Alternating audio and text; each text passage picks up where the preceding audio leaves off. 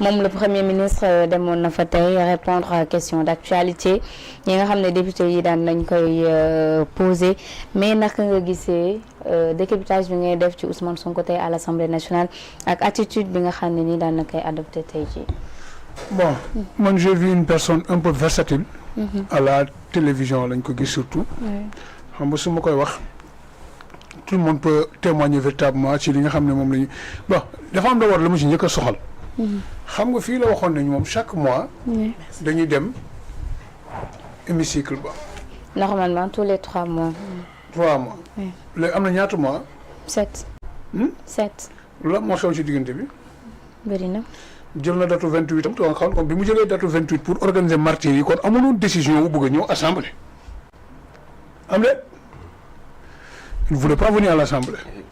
biñ ko nee noo date bii du sa date bii mënoo ko moom ndax date bii kii moo ko moom armée bee ko moom l'armée bee ko moom ñu jox ko armée mu tuxal bésam mais biñ tuxalee bés bi nee na xam naa ne sëriñam xam naa certainement sëriñam moom xam naa ne wala daal am na ko déy daal ne ko le 28 bii daal. bu ko romb te waxoo ci.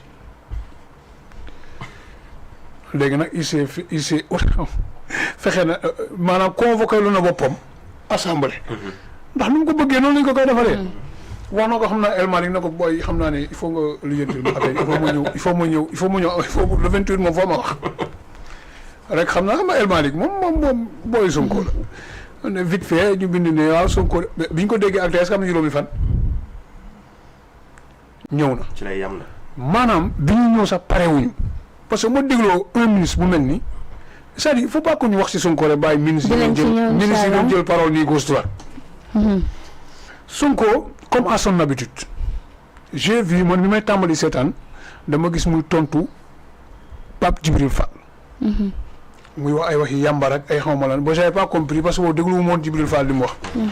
bi ma ci dajee nii rek vraiment ça m'a donné envie de quitter n'est-ce pas le live parce que man je m'attendais à ce qu'il soit un peu plus à la hauteur parce que la may xaar ci Ousmane Sonko yàlla dogal na gisaguma ko ci moom mooy qu'il soit un homme d'État qu'il ne soit pas dans les détails parce que nit ki boo ne dëkk bi dafa am problème moom waxaat na ko mais boo ne dëkk bi am na problème est-ce que yow war nga ñu yóbbu ci ay waxi caaxaan ay waxi ñàkk fayda di xastante di dugg ci ay détails gis nga c'est un homme d'État ngay wax loo xam ne waroo ko wax sëñ bi xoolal mu tëb la ignorer la multiplier la par 10 mais Sonko mooy mag moom nga xam ne moom mooy mag yooyu nga xam ne dañ leen di dab di leen ñand man noonu laa ko jàppee mais koo xam ne effectivement doo bàyyi dara soo dem di buñ la sàndee xob sax nga wëlbatee ko dem sàndiwaat nit ki xob soo demee tuuti nit ki sàndiwaat la xob nga dawaat jëlaat xob bi dem sàndiwaat ko mais kañ lay àgg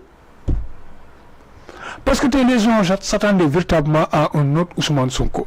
Un Ousmane Sonko qui comprend véritablement ce que c'est que l'État ñëw xam na suñuy problème ñëw utal ñu ay solutions mais malheureusement ay dige lañ fa déggaat ay wax yoo xam ne amul benn importance sur le quotidien des Sénégalais parce que bu taxawee tey dina naan non sama voyage bi ma demoon fii xam naa ne ak ay fan rek. niñ ci dégg ay xibaar yu baax mais loolu ñu wax ne lu baax la ndaxte voyage bi bëri woon na polémique ñu ne dafa nëbbatu dem voyage yi finalement mu génn ne voyage bi c'était pour dem wut ay financement dellu siwaat fii ak ay fan di ngeen ko gis donc mën nañoo xaar lan mooy jógee ci voyage bi. xam nga loolu yow yaa ko wax.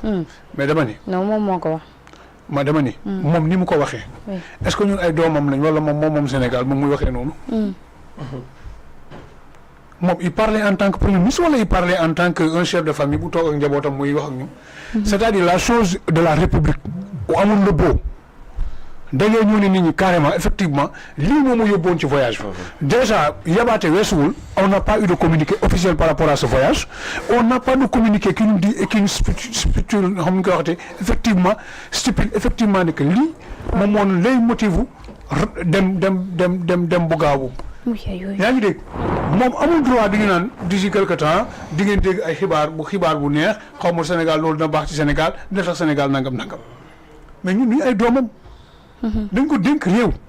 donc par conséquent quand tu parles de la République il doit dire les choses telles qu'on doit les entendre. demoon naa j'avais une rencontre avec des partenaires nangam. on devait faire nangam ak sangam ak nangam ak nangam. mu leer su suñu nopp ñu xam ne lii moo taxoon mu jël jet privé. xaarul sax dugg ci avion ànd ak nit ñi de jet privé la jël. D'après Madiambal Diagne ça nous a coûté plus de 150 millions qui pouvaient régler le problème de certains étudiants qui sont là et qui se battent pour leur bourse. Donc je pense qu'à ce niveau-là, Ousmane Sonko doit véritablement respecter le peuple sénégalais. Parce que moi, quand il ne parle qu'au pastéfien. Parce que moi, pour moi, yo waro xam li xew ci réew mi bokko ci réew mi waro sax yow ci réew mi waro fi am lu la neex.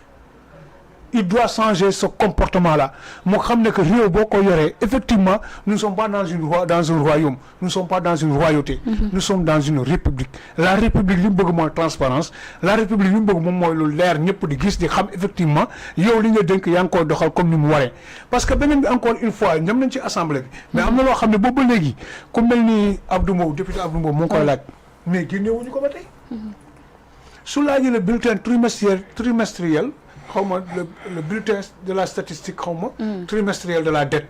Bu ñu mëna permettre ñu xamné effectivement bor yi nga xamné ñom contracté nañ ci yépp ñu xam fi lañ ko duggal fa la dem Tafsir Thioye sank bi muy wax ci biir assemblée bi wax na lu leer mais pourtant mom fi mu tok lay rétan koku di wax parce que pour mom la république birum dag santé la quoi.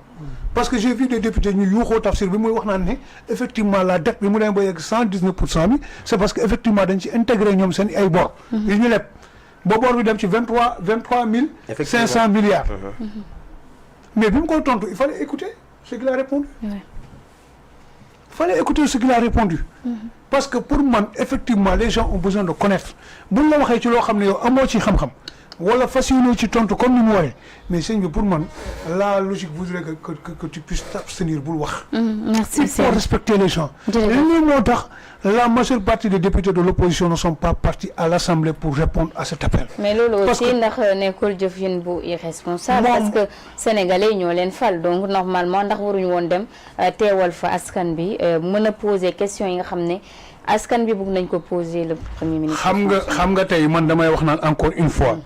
gis nga ñoom ñi nekk Pastef yëpp y a personne en ñoom ci ñoom amul kenn ci ñoom rek war a mën a jël la parole di wax naan pourquoi député yi du ñu ñëw parce que nangam ak sangam ñoom ils n'ont pas droit au chapitre par rapport à ça Ousmane Sonko le député boo jëlee ci benn 5 ans boo jëlee ci benn 5 ans ci li député di def ci biir assemblée nombre de jours d'absence yooyu muy am man yaakaar naa Ousmane Sonko moo ko ci ëppale bi mu nekkee député.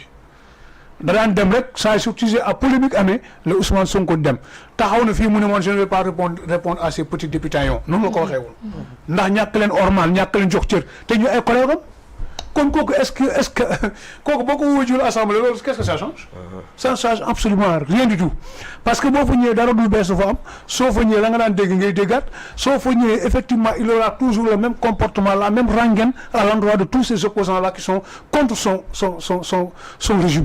Effectivement parce que man su ma nekkoon député comme ni ma ko waxee man je devais respecter li député yi wax mooy dem toog sama kër dem seetaan ko teel mu def si woowam mu wax li mu bëgg ak ni mu ko bëggee ak ni mu ko bëgg a doxalee voilà y a pas de souci mais l'essentiel en est que il moom li ñu ko doon xaaree wax dëgg yàlla ce n'est pas que pour mu wax ñu que maa ngi woo Birame Souleye voilà comme affaire courant bi mu fa waxoon ak affaire kii bi gaz bi dina ñëw tontu Birame Souleye quand il est venu loolu la ñu waxaat ñun d'ici janvier 2010 d'ici le 1er janvier d'ici avant le 1er janvier on va l'attendre pour diminuer li nga xam ne ni moo di coût électricité bi ñu ngi koy xaar